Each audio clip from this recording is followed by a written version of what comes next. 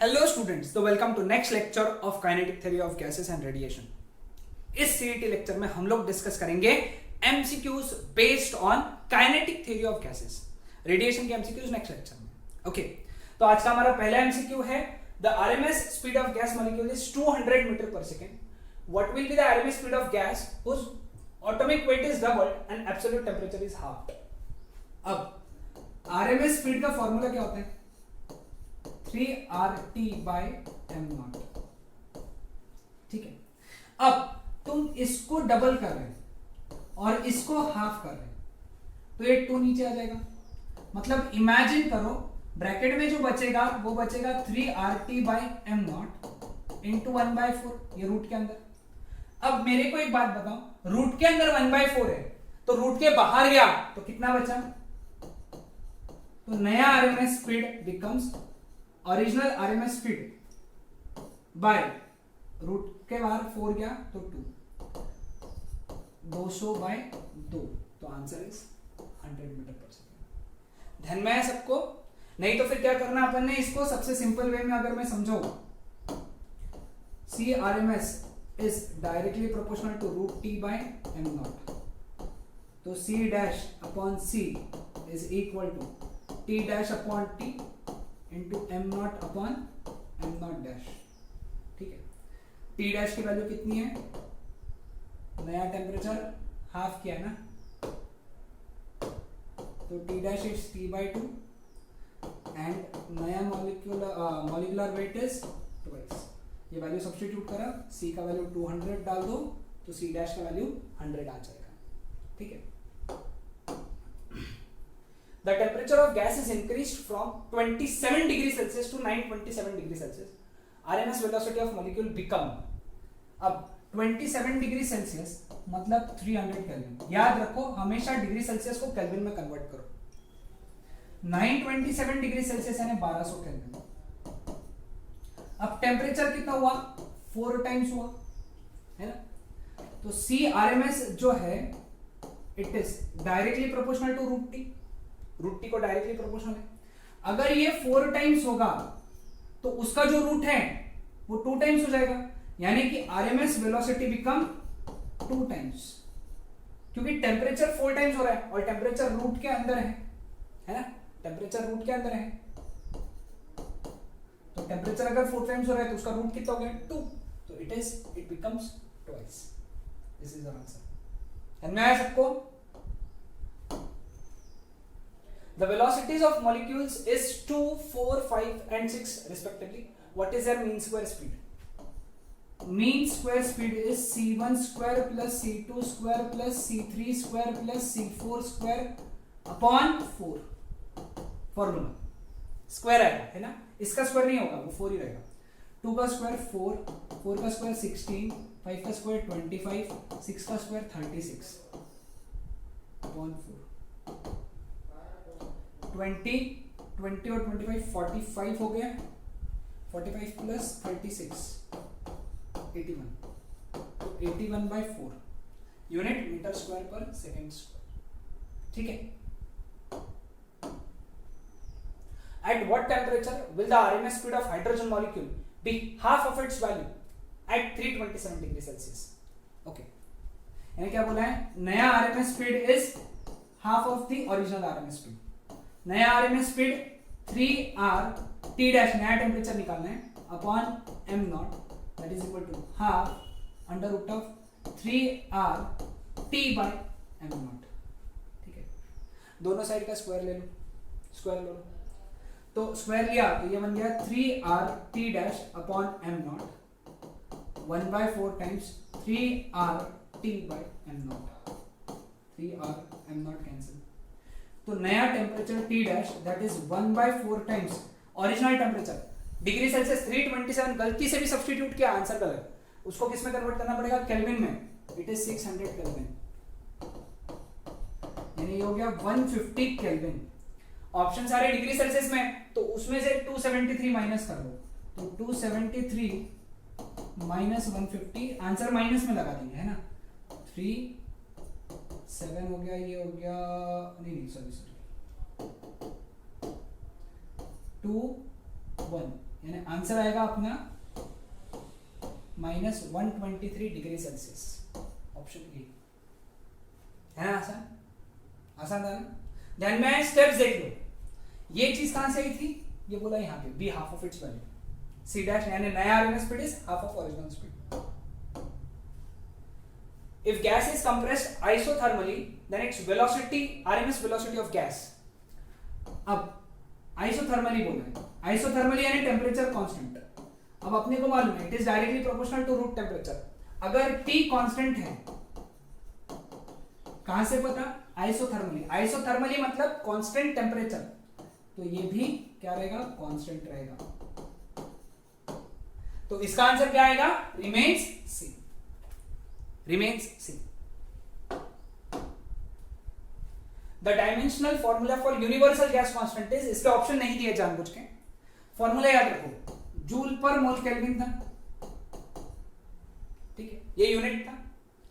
Joule मतलब energy, energy के dimension m1 l2 t -2, ये याद ही रखना। मोल के डायमेंशन मोल ही रहेगा क्योंकि वो फंडामेंटल क्वांटिटी है, और केल्विन यानी टेम्परेचर, टेम्परेचर का डायमेंशन भी क्या ही रहेगा, ये ऊपर चले गए तो डायमेंशन क्या बन गया, m1 l2 t -2 mole to the power -1 kelvin to the power -1। इसमें से बहुत सारे क्वेश्चन पीवाईक्यूज हैं, प्रीवियस ईयर क्वेश्चंस हैं, ध्यान में रखो। नाउ n balls each of mass m are moving with same velocity v and hit the wall elastically and normally in 2 seconds.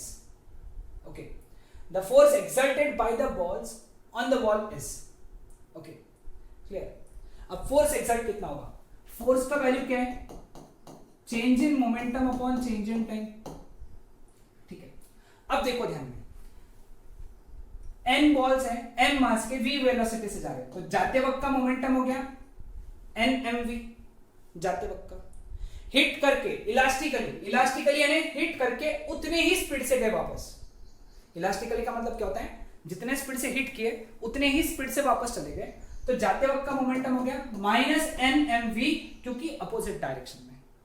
तो बताओ भैया चेंज कितना हुआ, -2nmv upon time is 2, cancel, तो -nmv। अब -n का इंडिकेट कर रहे हैं कि उतना मोमेंटम मॉलिक्यूल्स का कम हो रहा है, तो जो सॉरी -n इंडिकेट कर रहा है कि मोमेंटम कम हो रहा है मॉलिक्यूल्स का, तो कम हो रहा है तो किसको मिल रहा है, किसको मिल रहा है, वॉल्स को, तो वॉल्स का बढ़ रहा है, तो force exerted becomes nmu, u चाहिए था बस, सॉरी v चाहिए था यहाँ पे, या फिर एक काम करो ना, यहाँ पे u कर लो, सब जगह u हो जाएगा, ठीक है, समझ में आया ना, वो v की जगह u था, क्लियर। तो फोर्स एक्सर्टेड इज nmu। चलो 8 की तरफ चलते हैं। A molecule of mass m moving with velocity v makes 5 elastic collisions with the wall of the container per second. The change in momentum per second is, okay, change in momentum per second ये निकालना है, okay। अब per second यानी time 1 है।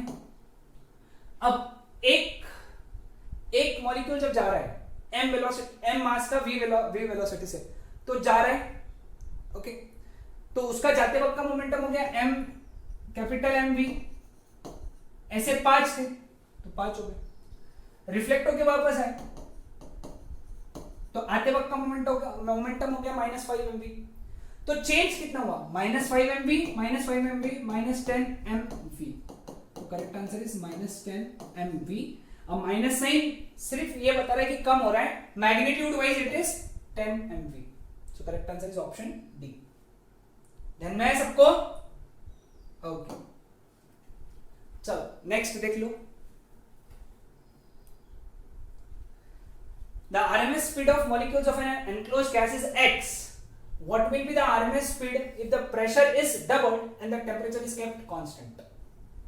है ना, temperature constant बोला है उन्होंने, ओके, टेम्परेचर कांस्टेंट, लेकिन प्रेशर डबल हुआ, ओके। लेकिन आरएमएस स्पीड का जो फॉर्मूला हमको पता है, वो पता है 3RT by m नॉट। अब m not constant, 3 constant, r तो वैसे ही कांस्टेंट, बचा कौन था? टेम्परेचर, वो भी क्या कर दिया? कांस्टेंट है, टेम्परेचर भी कांस्टेंट, तो पूरी टर्म कांस्टेंट है, तो स्पीड चेंज नहीं होगी, स्पीड उतनी ही रहेगी, क्योंकि जो जिसकी वजह से चेंज हो सकती थी टेम्परेचर, उसको तुमने क्या कर दिया? कांस्टेंट। ओके नाउ, अरे बाप रे वो दूर दूर हो गए थोड़े। If the pressure exerted by the gas are in the ratio 3/2 and their densities are in the ratio 2:1, then the ratio of their RMS velocities is, अब यहाँ पे डेंसिटी आ गई पिक्चर में। अब RMS वेलोसिटी का एक फॉर्मूला है 3p by rho under square root of 3p by rho। ये कहां से आया? ये फॉर्मूले से आया, 1/3 rho CRMS स्क्वायर, यहां से आया। यानी हम लोग यहां से लिख सकते हैं क्या? CRMS is directly proportional to p by in rho, यानी C1 upon C2 is equal to root P1 by P2 into rho 2 by rho 1। P1 by P2 कितना? 3/2, rho 2 by rho 1, ये rho 1 by rho 2 2/1 है, तो rho 1 by rho 2 कितना हो गया? 1/2। ये आ गया रूट 3, 4 का रूट आ गया 2, तो correct answer is root 3 upon 2। ठीक है। Now gas exert pressure on the walls of the container because the gas molecules, अब ये थ्योरेटिकल क्वेश्चन है, गैस मॉलिक्यूल्स इसलिए प्रेशर एक्सर्ट करते हैं बिकॉज उनके पास में क्या होता है? मोमेंटम होता है। क्या होता है? Momentum. Clear? The kinetic energy of 1 gram molecule, 1 gram molecule यानी 1 मोल, ध्यान में रखना ये चीज।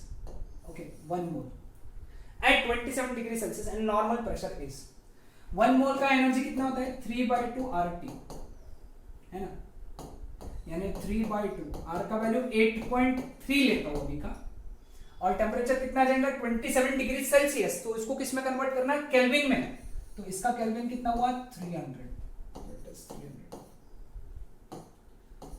2 1 जा 2, 4.15 जा, इसको सॉल्व किया, 3 into 3, एक काम करते हैं, 10 to the power 10 के पावर दिख रहे हैं ना, हाँ, तो ये हो गया 3 into 3 9 into 4.15 into 10 का पावर 2, अब 9 5 जा 45, 4 9 1 जा 9 प्लस 4 13, 1 कैरी, 9 4 जा 36 37, इतना है ना, तो ये हो गया 3.735 into 10 to the power 3 joule. Okay, यानी 3.74, एक्चुअली ये माइनस नहीं चाहिए था, ये 3 चाहिए था, तो करेक्ट आंसर ये हो गया। समझा? वो माइनस गलती से टाइपिंग मिस्टेक है। 3.74 into 10 to the power 3 joules. Clear with this? Calculation ध्यान में है सबको? Next, if the pressure of the gas is decreased by 10% isothermally, then its volume will, है ना, isothermally, यानी pressure is inversely proportional to volume, ये एक चीज है। अब सब परसेंटेज में है। ओके, अब एक तो पक्का है कि प्रेशर डिक्रीज होगा तो वॉल्यूम इंक्रीज होगा, तो ये दो ही ऑप्शन करेक्ट हो सकते हैं, ये तो गलत है 100%, क्योंकि तुम प्रेशर डिक्रीज कर रहे हो तो वॉल्यूम इंक्रीज होना चाहिए, क्योंकि आइसोथर्मल प्रोसेस है, pressure is inversely proportional to volume. अब इन दोनों में से कौन सा करेक्ट है चेक करना है। ओके, अब प्रेशर डिक्रीज हो रहा है 10% से, यानी नया pressure is 90% of original pressure. 10% का डिक्रीज यानी 90%, यानी मैं बोलूंगा इसको 0.9 P1। अब P1 V1 is equal to P2 V2, यानी P1 V1 is equal to P2, यानी 0.9 P1 P1 P1 कैंसल, तो V1 is equal to 0.9 times V2। अब ये आंसर नहीं है, अब क्या आएगा? Percentage change in volume is equal to change upon original into 100। याद रखना, change upon original into 100। Change कितना है बेटा? अब V2 का वैल्यू नहीं है हमारे पास में, V1 का वैल्यू है ना, तो V2 minus 0.9 V2 upon 0.9 V2, सब में से V2 कैंसिल हो गया, तो 1 माइनस 0.9 इज 0.1 अपॉन 0.9 इंटू 100, यानी ये हो गया 100 upon 9 which is 11.1%. So correct answer is increases by 11.1%. समझ आया ना सबको? आसान था? देखो सॉल्व कर लो, प्रॉपर मेथड से सॉल्व करो, ध्यान दे दो, मेथड को भी ध्यान दे दो, सॉल्व किया तो बहुत अच्छी बात. Next, at what temperature will the average kinetic energy of hydrogen molecules be half of its value at NTP?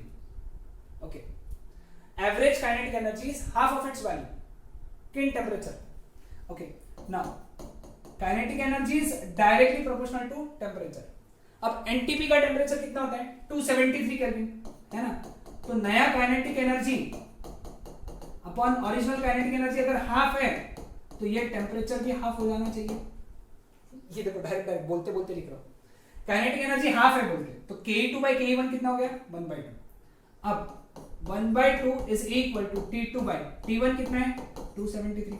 ये यहां चला गया, तो T2 हो गया 273/2, दैट इज 136.5 केल्विन. कितना आसान है ना? चलो 15. If in the expression of Boyle's law PV has dimensions of, PV का डायमेंशन, अब तुमको इसके लिए कुछ डिराइव करने की जरूरत नहीं होती है, डेरिवेशंस या वो डायमेंशन निकालने की जरूरत नहीं होती है. एनर्जी का फॉर्मूला क्या है? 3/2 PV, याद है? काइनेटिक एनर्जी का फॉर्मूला है ना? 3/2 तो नंबर है, इसका मतलब PV का डायमेंशन वही है जो काइनेटिक एनर्जी मतलब एनर्जी का डायमेंशन है. सो करेक्ट आंसर इज एनर्जी, या फिर वर्क भी हो सकता है, चलेगा, ये भी चलेगा. वर्क और एनर्जी के सेम होते हैं, आए ना ध्यान में? तो जो पीवी का डायमेंशन है वही काइनेटिक एनर्जी का डायमेंशन होना चाहिए, क्योंकि 3/2 ये नंबर है. Okay, next, if E is the energy per unit volume of an ideal gas, then pressure exerted by the gas is, okay, E is energy per unit volume 3/2 P, ये value होती है, formula है ना kinetic energy per unit volume का 3/2 P. तो therefore P का value कितना हो गया? 2 इधर 2E/3, ऑप्शन डी, है ना? इतना फटाफट हो रहा है ना एमसीक्यू, कितना फटाफट हो रहे हैं ना? बहुत इजी होते हैं ये, ऐसी ये सीईटी के पीवाईक्यूज हैं, इतने ही सिंपल आते हैं, टेंशन मत लो.